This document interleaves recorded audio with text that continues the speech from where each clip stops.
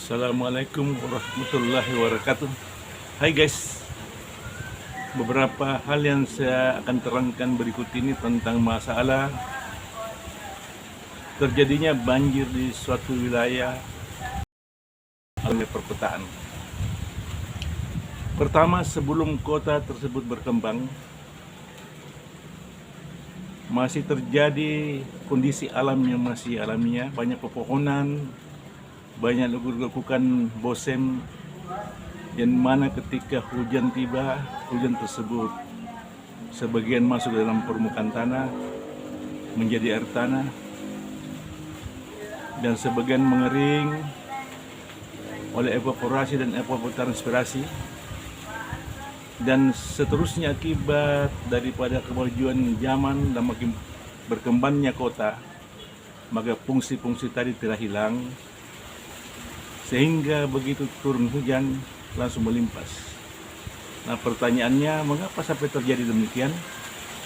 Karena tadinya masih kondisi tadi alamiah tersebut, lapisan limpasan hanya berkisar 0,05, maka ketika terjadi suatu perubahan lingkungan di mana telah padat permukiman, lahan-lahan telah penuh dengan beton-beton, paving blok, atap-atap rumah, maka koefisien limpasan tersebut akan meningkat menjadi sampai dengan 0,95. Jika kita dekati dengan pendekatan rumus rasional, Q sama dengan 0,78 CIA. C adalah koefisien limpasan, I adalah intensitas hujan, dan A adalah luasan kawasan yang berdampak banjir, maka jelas bahwa akan diperoleh debit banjir yang besar karena makin meningkatnya koefisien limpasan.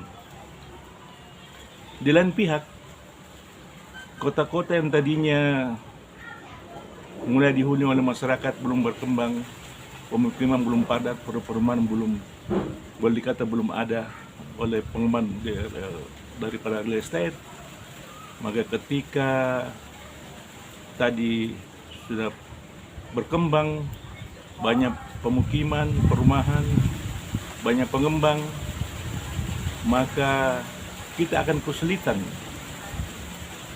membuat suatu saluran lingkungan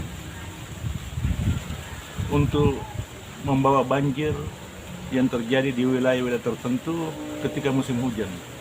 Nah, mengapa sampai terjadi demikian?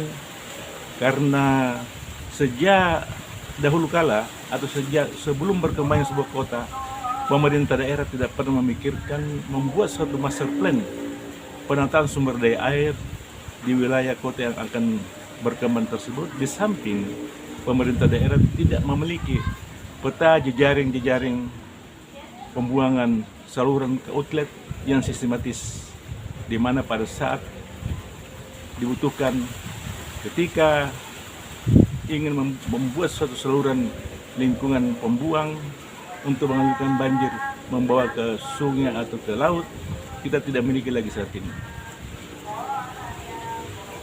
Berhubungan dengan hal tersebut, nah memang masalah banjir di wilayah perkotaan yang sedang berkembang saat ini di seluruh wilayah Indonesia, sampai hari ini belum ada solusi.